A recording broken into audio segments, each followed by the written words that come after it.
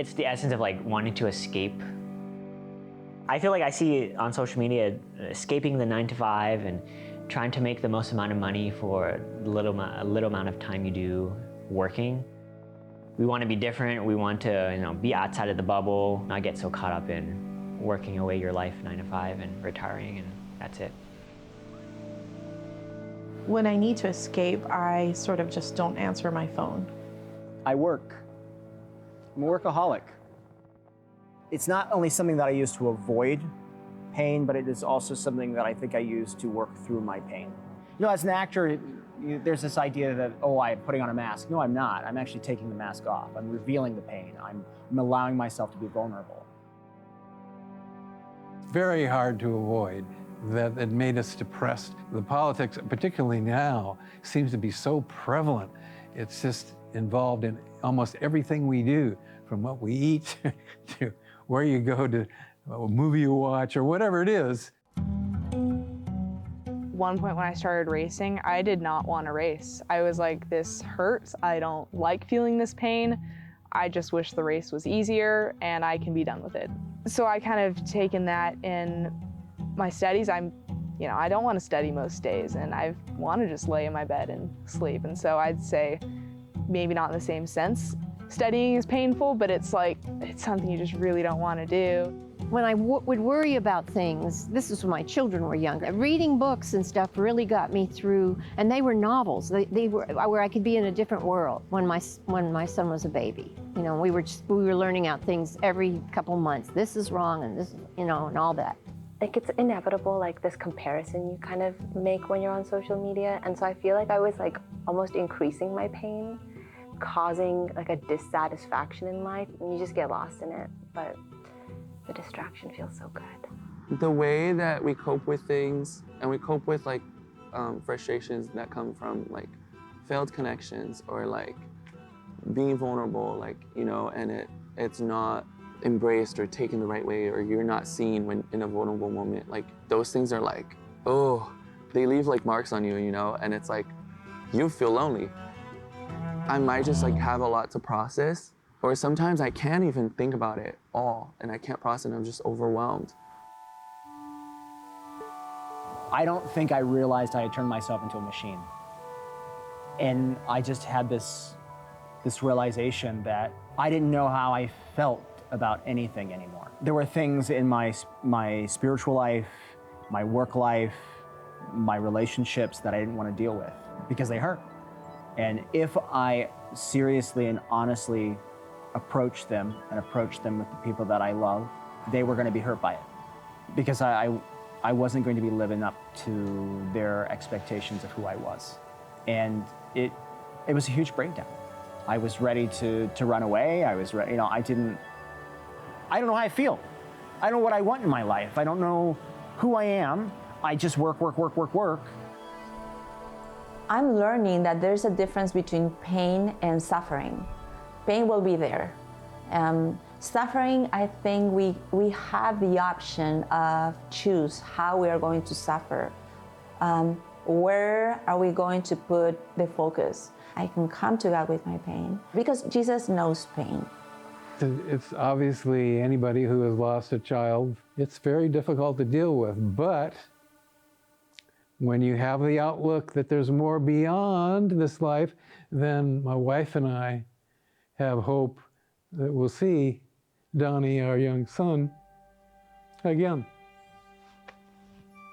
And if you don't have that hope, then it's just nothingness. You're into a cavern that you can't get out of, kind of a thing.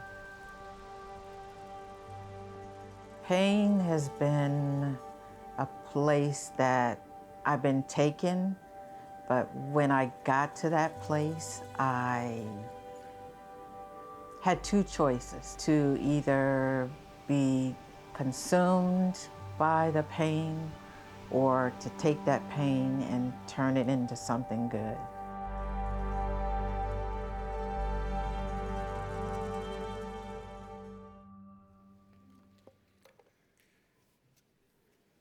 About a week and a half ago, my car had a problem and I had to have it towed to our mechanic. Tow truck driver showed up, rather young man, got it loaded up. He said, "You can ride in the cab with me," so I got in and off we went down the highway. I was curious, especially at his younger age. I said, "Have you worked a lot of accidents?" "Yes." "Bad ones?" "Well," he said, "on the surface streets, they're really typically not that bad. But out here on the highway, they can be really bad." "So do they happen very often right here on the 10? "Yes, they do." "There was one just a week or two ago," he said. Some kind of accident occurred, and a fire truck responded and was parked in such a way so as to protect the accident scene. And a driver came down the freeway just way too fast. He said, just barreled right into the fire truck. Terrible crash. Driver was killed. Awful scene. I said, well, what would cause that? Why would somebody come in driving so fast when it's clear that others are slowing down and that there's an accident up ahead? He answered me with one word. Just one word. Distracted. Just distracted. So the truth is, a lot of the accidents I work probably wouldn't happen if people weren't distracted. Well, I'm here today to tell you that it's not just drivers. In fact, an organization that works on accidents, trying to understand them, trying to prevent them, did a study at 2 busy intersections in Vancouver. Using video equipment and researchers who track the different movements, here's one of the conclusions they reached. It's not the drivers that are distracted, it's the pedestrians. So the pedestrians are the ones who are on their devices, who walk right out in front of the traffic. In fact, they can have a vehicle right close to them in a dangerous way and never alter their trajectory. It's the pedestrians. So, as your pastor, here's a word to you. There's a crossing right behind me. Most of you crossed it to get here, and you're going to cross it when you leave. You take your life in your hands. So please pay attention, because it's the pedestrians too. And it's certainly not just in the world of traffic and pedestrians and crossing and those things. It's everywhere we look. In fact, one of the classic places is in sports. Except in sports, they try to elevate distraction to a whole new art form. Some of you will remember some of the scenes. For example, in a very hotly contested game, they're crouched down about ready for the next play to happen. Lance Stevenson and LeBron James. Lance Stevenson's trying to get in LeBron's head. And so while he's here, he tries blowing in his ear. And you can see the look on LeBron's face is just like, are you serious right now? Just trying to distract him. Or the Arizona pitcher, J.J. Putz, who was just about to launch a pitch when, according to those there, a sound came from the crowd that could best be described as a demented cow's moo. And when it came out, it messed Putz up, and so the pitch was errant. It worked. Or even Rafael Nadal, excellent tennis player, in a hotly contested match, and the announcer said, he's just gotten distracted by that really pretty ball girl. Well, he ended up winning the match, but maybe he was. But it's not just there. Our daughter Miranda and I were watching a women's sports match some years ago, back when she was still at home. And as we were watching, we're noticing that every time one of the players hits, and every time a volley happens, she's yelling, "Come on!" And just over again, "Come on, come on." Pretty soon Miranda and I are mimicking her, "Come on." And we're laughing, and what is this? She's shouting, "Come on." Is she talking to herself? What's she doing? Well, then I found a Bleacher Report piece written by the writer Matt Hoppert, who wrote this a few years ago about this. I did not know they had it, but it's called the tennis grunt. The infamous tennis grunt is more than just an instinctual release of passion and tension. The grunt is, in fact, a carefully thought out, diligently practiced technique used frequently among the women's tennis circuit as a form of distraction. The grunting epidemic has gotten so out of hand that the Women's Tennis Association is now planning to monitor noise level during matches as a way of regulating the volume of the grunts. Imagine that. According to Tim Newcomb of Time, these grunts, and this is a quote from Newcomb of Time, have been measured at 101 decibels, on par with a chainsaw or a motorcycle, and a level at which sustained exposure can cause hearing loss. All in the interest of distracting you so that I can beat you.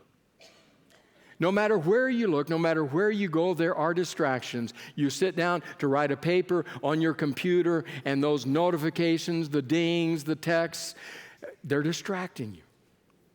You sit down in the library or at a coffee shop to study, you see someone distracting you. Everywhere we go, there are distractions. The poet laureate Billy Collins. Poet laureates, by the way, are appointed by the Librarian of Congress to try to help Americans read more and come to love poetry. Well, one of those poet laureates was Billy Collins.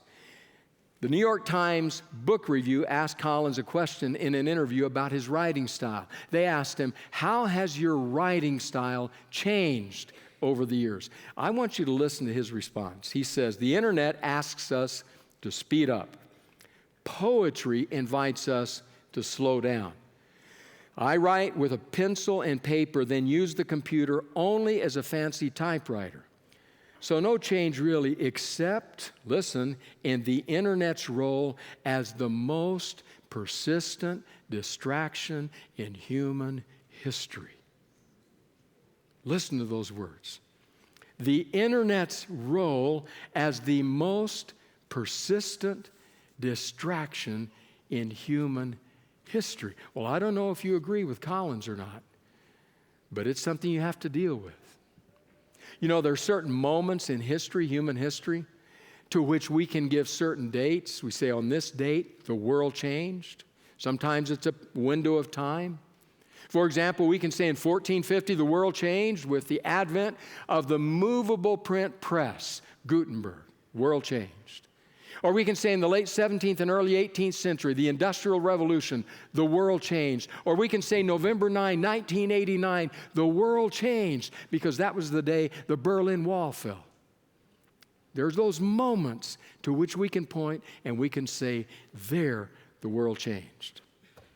I want to tell you, on June 29, 2007, the world changed. Now, we knew it was coming about 3 weeks before that, but it wasn't until June 29, 2007 that the world changed. In fact, a friend of mine, Melinda Hebel, gave me this, so I have it to show to you today. What I have here is the first iPhone.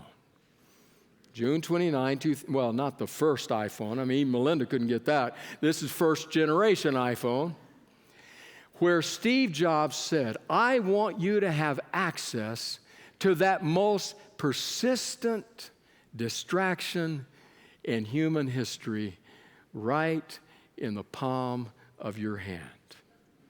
Just right there. When Melinda gave this to me, I looked at it, I said, that is so small. It's so tiny. But it was right here, right? This little device would now allow us to be endlessly distracted. Now, I'll tell you the truth. This has done tremendous good as well. There are many excellent things it provides us. In fact, most of the time, I don't want to go back to a pre-iPhone era. Most of the time. There are occasions. But most of the time I don't, because there is so much available here. Contact with our loved ones, emails, news that we can read, abilities we have to connect with others, shoppings we can do, bills we can pay, so much business that can be taken care of. There is so much good that can happen here. But be careful, because following right along behind it is potential for enormous harm. The world changed. I've shared it with some of you, but I'll tell you one of the moments when it was underlined for me that the world had changed. We were sitting on a bus, driving through a small, for us, kind of a backwater town. For them, it wasn't. It was where they lived. But for us, it's kind of a backwater town in Upper Egypt, kind of out in the middle of nowhere, like West Texas maybe, just out in the middle of nowhere. We're driving on this bus through this town, and I look up, and there's what I guess could best be described as a ramshackle cottage. On the front porch, 2 rickety chairs, and in the 2 rickety chairs, 2 old codgers slumped over doing this. And I looked out the window of the bus and I said, the world has changed. The world has changed. So what is it that draws us in, that pulls us in, that can be such a distraction? Well, you know the answer better than I probably. There are multiplied realities that can. Social media is way up there, following our favorite stars or favorite influencers. All that can be up there. Seeing what the neighbors are doing, all of that is there. Shopping can be there. Sports, what are the latest scores? News can be there. I often get drawn in looking at, reading, watching, listening to news, what's happening in the world. But I have noticed something, that while I'm doing that, and especially when I come to the end of it and put the phone down, I end up feeling like there is inside of my soul a cacophonous chaos. Wish I hadn't done that. It draws us in. And then, somewhere right along in there, if we're listening, we hear a voice, we hear an invitation. It's a divine voice today, a divine voice that says, may I have your attention, please. Now, in coming weeks, it will be other sources. But today, the voice is a divine voice. May I have your attention, please? And that voice is echoing from the words of Psalm 46. Psalm 46 was the second psalm I memorized. Well, first psalm, since you asked, divide 46 by 2, 23, that was the first one, Psalm 23. But Psalm 46 was the second one, and I remember exactly how I memorized it. 5th grade room, Keene Adventist Elementary School, Mrs. Simmons, who was a larger-than-life figure for us, Mrs. Simmons taught us this psalm in the old King James language with a certain rhythm and cadence. She would clap her hands and stomp her feet and walk us through the psalm.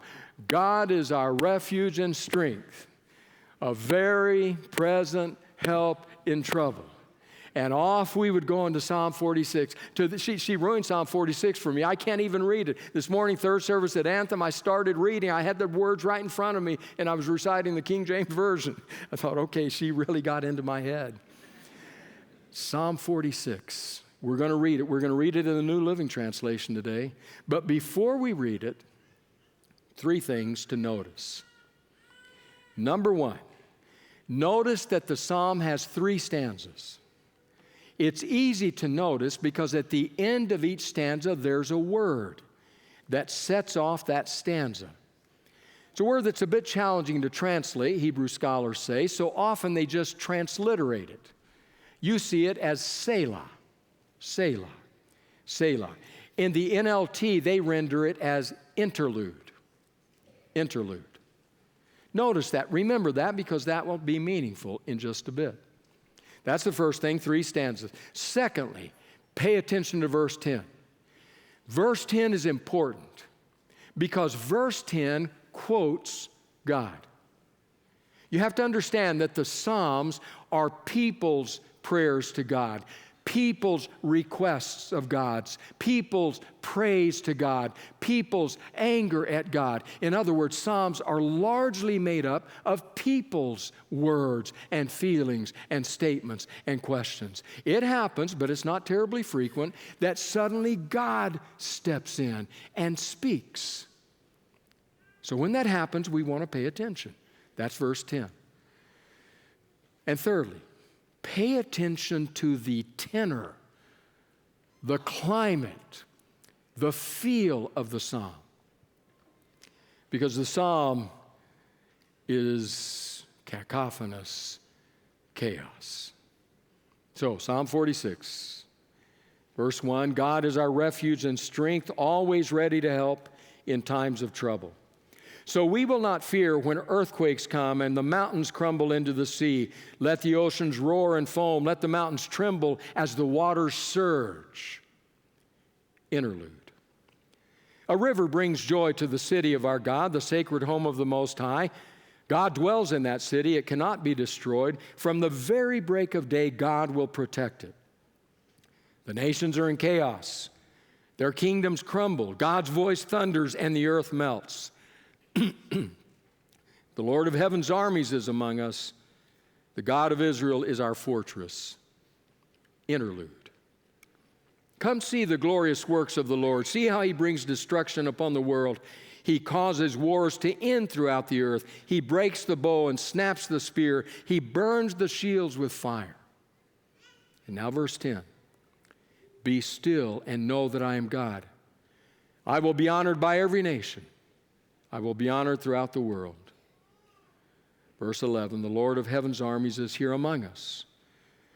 The God of Israel is our fortress.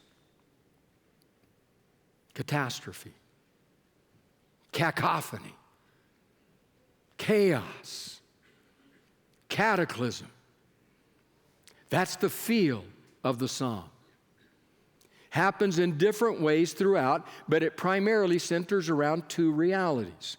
These are no doubt emblematic, illustrative of the many ways it can happen, but it focuses here on these two. In the first case, it is natural catastrophe. You heard it in the words there. The earthquakes shake the earth. The mountains crumble into the sea. The oceans roar and foam. The mountains tremble. The waters surge. It's describing natural catastrophe around us. You know what happens when natural catastrophe erupts? Immediately, our attention goes to that. Whatever else may be happening in our lives, let an earthquake hit, boom, we're focused on that. Did you feel it this last week? Did you feel it? I'll be honest. I was doing something here at the office, and I was bending over doing something. I didn't know what had happened. I didn't feel it. I thought a sermon idea had hit. Boom. God was trying to speak. And I wasn't sure. I thought, well, something happened there. And then suddenly my phone's blowing up.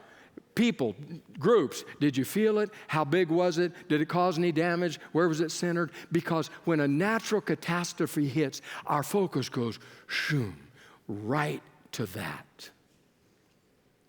So in the psalmist's world, with all that's happening around, whether metaphorical or literal, he realizes that his hearers, his readers, are going to be focused on that. Natural. But then there's the political. You heard that in the words as well. You noticed it, no doubt. The nations are in chaos. The kingdoms crumble. There's been wars. The weapons flash. All of this is going on. So when political turmoil erupts, problems between nations, problems within nations, our attention, shoom, goes right to that. Doesn't it? For the last week or month or year, 5, 8, 10 years? Seems like we can almost talk of nothing else. What did Trump say this week? What did the Democrats do this week? And we're off to the races doing just like this. And that's where the focus is placed. Natural.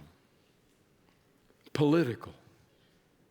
And no doubt in many other ways as well. But these are the two emblematic forces of which the psalmist speaks. He knows his listeners, his readers, will have their attention right there or right there. And then suddenly, in the midst of it all, a divine invitation. May I have your attention, please? Verse 10. God speaks. Be still and know that I am God. I will be honored by every nation. I will be honored throughout the world.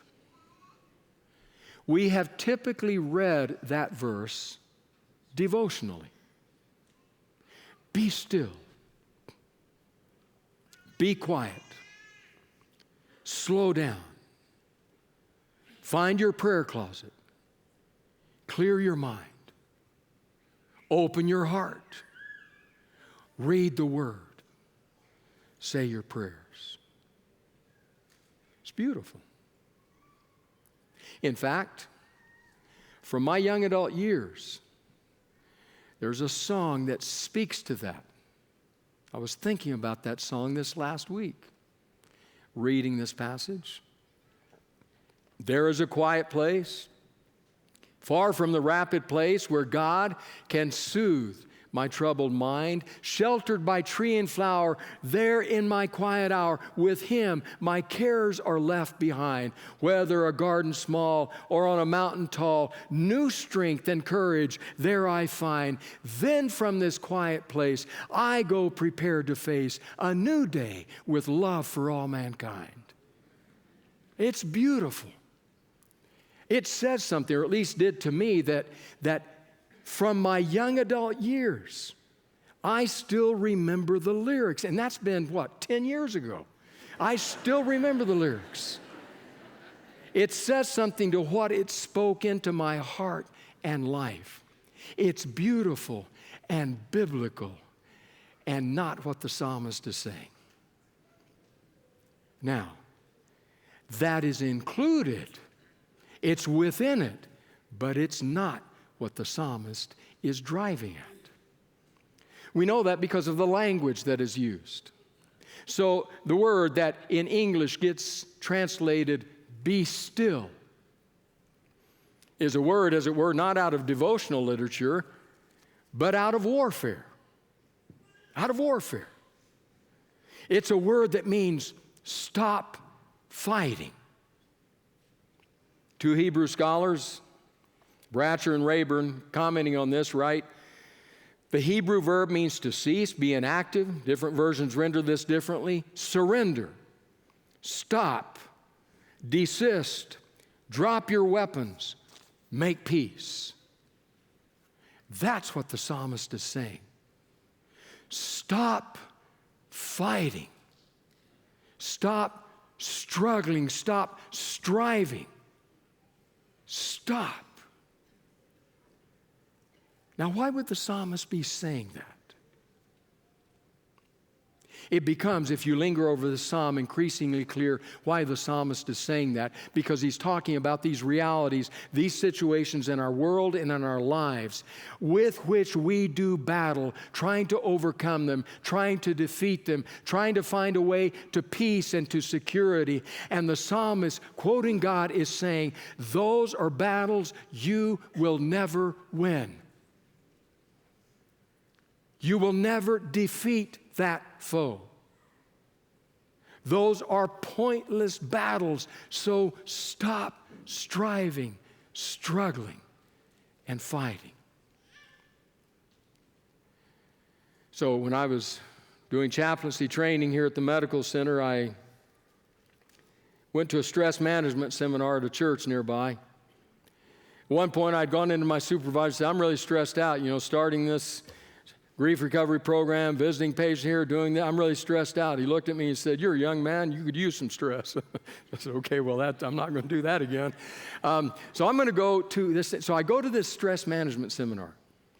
And the facilitator, the teacher, stands up and says, a lot of people, and maybe you, she said, a lot of people are stressed out because they're fighting battles and wrestling with problems and trying to solve questions that don't belong to them. Don't belong to them. They're in the wrong place. And I thought, okay, sounds right, but I'm not quite sure what that means. She continued, and she said, here is how you know if a problem belongs to you or not. Ask yourself the question, do I have the solution? If you have the solution, it's your problem. So solve it and quit bellyaching. Just solve it. Move on. Issue is gone. However, if you can't solve it, if you don't have the answer, it's not your problem. It belongs to the person who does have the answer. That's who it belongs to, so let them deal with it.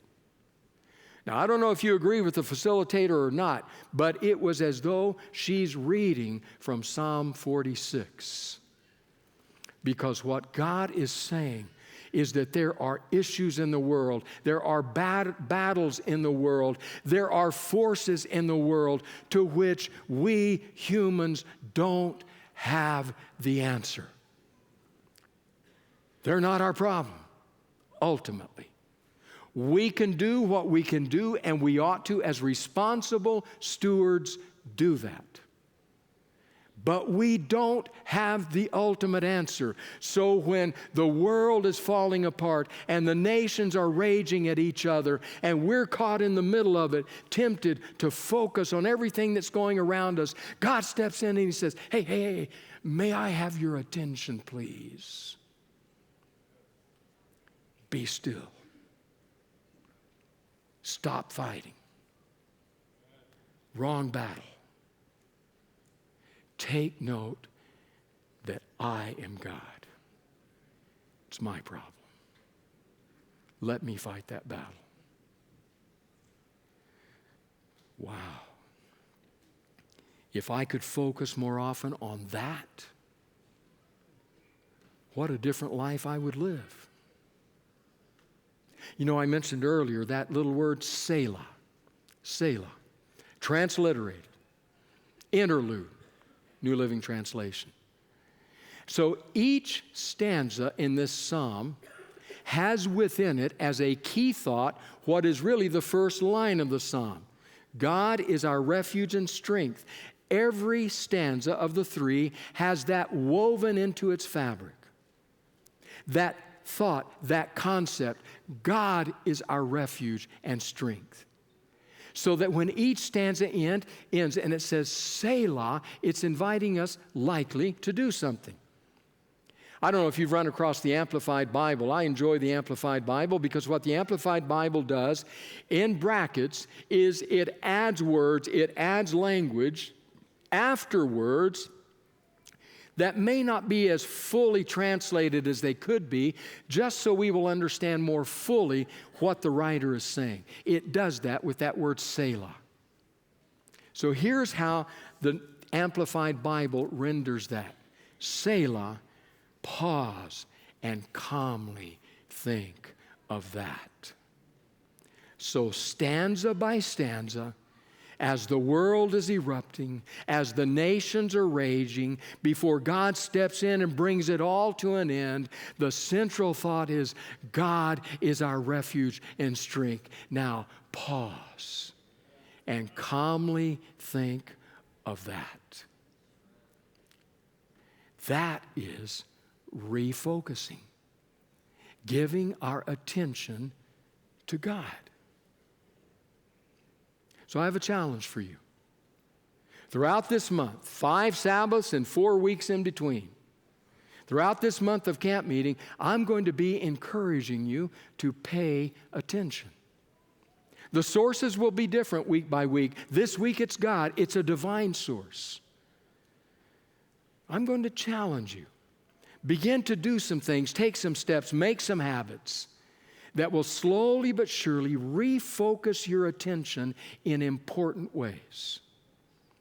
So today, pay attention to God. What might that look like? Particularly in those battles that we fight but can never win. So let's make it real practical. Southern California traffic, that's a battle you fight, but you'll never win. I've tried it. Don't ask my wife, I'm just telling you. I've tried it, zipping in and out of traffic, passing this, getting ahead on that, and then suddenly, how are all these cars passing me? I just passed them, and trying to get ahead of them. It's a battle you will never win. Guaranteed. So what if you make some choices that have to do with refocusing? One of the things I've tried, I do not do this always, don't say amen, Anita, but I do it. I do it at times. I intentionally choose to drive in the slowly, just to slow down. Times I will intentionally drive in silence. Sometimes try to use a good source to listen to. This is far from perfect, but they are attempts. In fact, I'll tell you this, thinking about it this week. By no means was it always here, but I spent a lot of time behind the wheel of my car memorizing a book called Ephesians in a battle that I couldn't win. Never win the battle with this traffic. So I'm going to refocus. You may want to try. Or what about politics?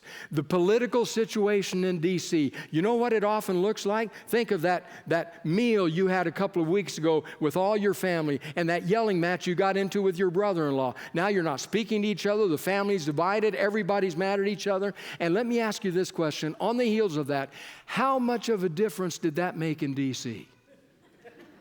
Well, I can make that answer real simple. That much. Zero.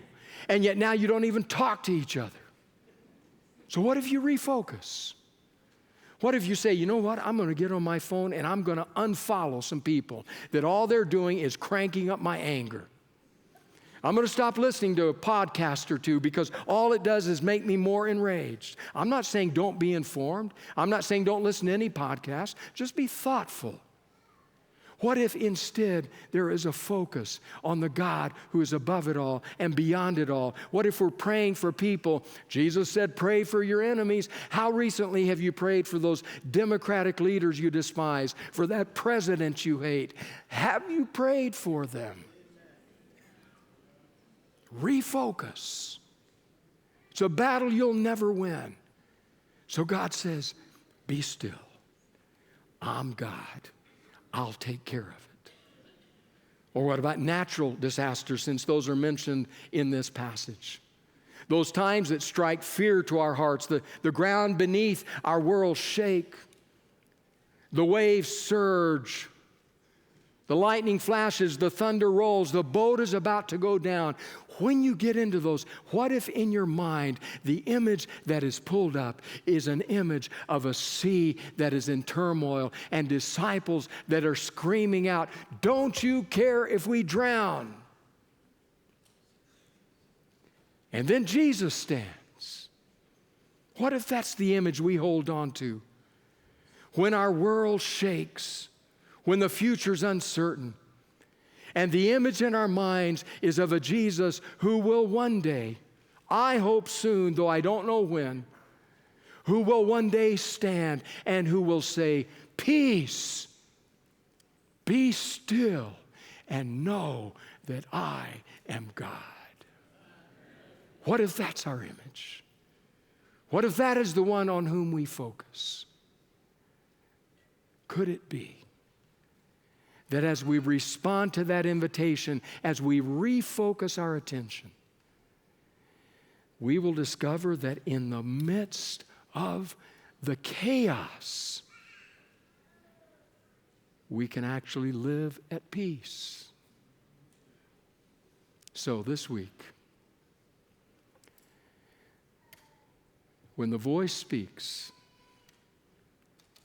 and when the invitation comes, may I have your attention, please? I hope your answer will be yes.